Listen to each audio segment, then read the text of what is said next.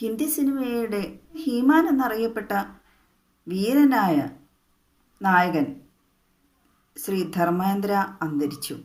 He-Man എന്ന് അദ്ദേഹം അറിയപ്പെടുന്നത് സിനിമകളിലൂടെ മാത്രമല്ല, ജീവിതത്തിലും അദ്ദേഹം ഒരു ഹീമാൻ തന്നെ. അതിസാഹസികത നിറഞ്ഞ ജീവിതം തന്നെയായിരുന്നു. 1935 ഡിസംബർ 10 പഞ്ചാബിലാണ് അദ്ദേഹം ജനിച്ചത്.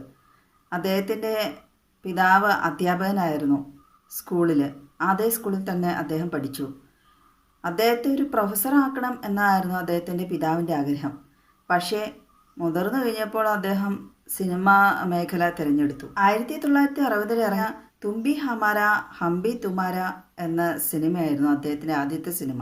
തുടർന്ന് 300 സിനിമകളിൽ അദ്ദേഹം അഭിനയിച്ചു.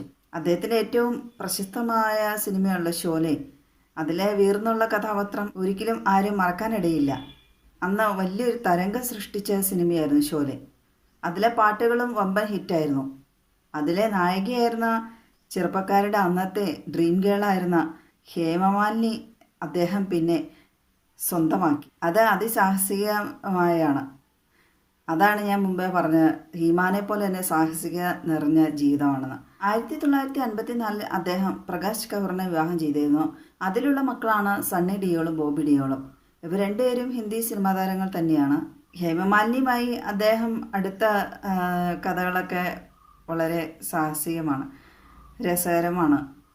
ഓരോ സിനിമയിലും അദ്ദേഹം ഈ ഹേമമാലിനിയെ ആയിട്ട് അടുത്തിടപെടാൻ, കെട്ടിപ്പിടിക്കാനൊക്കെ ആയിട്ട് അദ്ദേഹം അവിടുത്തെ അസിസ്റ്റൻറ്റിനൊക്കെ 500 രൂപ വെച്ച് കൊടുക്കുമായിരുന്നു. എന്തിനാന്ന് വെച്ചാൽ ആ രംഗം ശരിയായില്ല എന്ന് പറയാൻ വേണ്ടി, ഈ ഇഴുകി ചേരുന്ന രംഗങ്ങളെല്ലാം.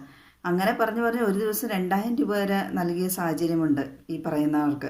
വീട്ടുകാരുടെ ആലോചിച്ച് അവർ സമ്മതിക്കില്ല. ഹേമമാലിനിയുടെ പിതാവുമായി അദ്ദേഹം വഴക്കിടുകയൊക്കെ ചെയ്തു. പിതാവ് നല്ല ചീത്തയൊക്കെ പറഞ്ഞു. പിന്നെ ഈ ഹേമമാലിനിയെ വിവാഹം ചെയ്യാൻ വേണ്ടി തന്നെ പഞ്ചാബിലെ സിഖ് മതസ്ഥനായിരുന്ന അദ്ദേഹം ഇസ്ലാം മതം സ്വീകരിച്ചു. ഹേമമാലിനിയും ഇസ്ലാം മതം സ്വീകരിച്ചു എന്ന് പറയപ്പെടുന്നു.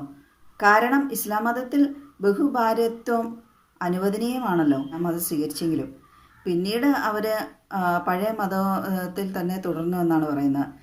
അങ്ങനെ 1981 ഹേമമാലിനി എന്ന ഡ്രീം ഗേളിനെ അതിസാഹസികമായി വിവാഹം ചെയ്യുകയും ആ ബന്ധത്തിലുള്ള 2 മക്കളാണ് ഇഷ ഡിയോളും അഹാന ഡിയോളും. അവരും സിനിമാ മേഖലയിൽ തന്നെയാണ്. ഇഷ ഡിയോൾ ഉണ്ടായപ്പോൾ ആ ഒരു ഹോസ്പിറ്റലും അവർക്ക് വേണ്ടി മാത്രം മൊത്തം ബുക്ക് ചെയ്തു എന്നാണ് പറയുന്നത് ധർമ്മേന്ദ്ര അദ്ദേഹം. ആദ്യ ബന്ധം നിലനിൽക്കെ തന്നെയാണ് അദ്ദേഹം ഡ്രീം ഗേളിനെ കല്യാണം കഴിച്ചത്. 2004 മുതൽ 2009 വരെ കാൺപൂർ ലോക്സഭ MP ആയിരുന്നു അദ്ദേഹം. 2012 അദ്ദേഹത്തെ രാജ്യം പത്മ പുരസ്കാരം നൽകി ആദരിച്ചു. ധർമ്മേന്ദ്ര അദ്ദേഹത്തിൻ്റെ അഭിമുഖങ്ങളൊക്കെ യൂട്യൂബ് ചാനലുകളിലൊക്കെ ഞാൻ കണ്ടിട്ടുണ്ട്. അതിൽ അദ്ദേഹത്തിന് ഏക്കർ കണക്കിന് ഫാം ഹൗസ് ഉണ്ട്. അവിടെ ഒത്തിരി പേർക്ക് ജോലിയൊക്കെ നൽകിയിട്ടുണ്ട്. 89 വയസ്സിലാണ് അന്തരിച്ചത്. 90 വയസ്സാകാൻ 15 ദിവസം ബാക്കിയിരിക്കുകയാണ് അദ്ദേഹത്തിൻ്റെ അന്ത്യം. വാർദ്ധക്യ സംബന്ധമായ അസുഖങ്ങളുമായി മല്ലടിച്ച് ഹോസ്പിറ്റലിൽ കഴിയുകയായിരുന്നു അദ്ദേഹം. ബ്രീച്ച് ക്യാൻഡി ഹോസ്പിറ്റലിൽ വെച്ചായിരുന്നു അന്ത്യം.